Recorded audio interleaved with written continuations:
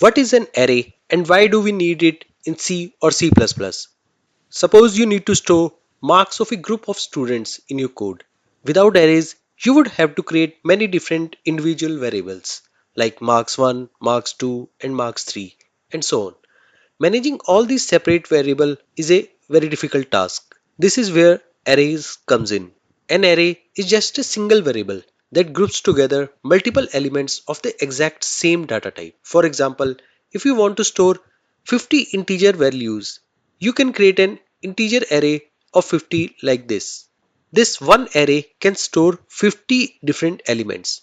To store and access data in this array, we use an index number. In programming, counting always starts at 0. So to give the first element a value of 95, we can write marks and in the subscript operator 0 and then assign value 95 to it.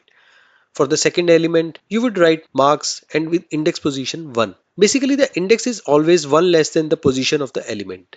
If you want to access 34th element in the array, the index will be 34 minus 1, which is 33.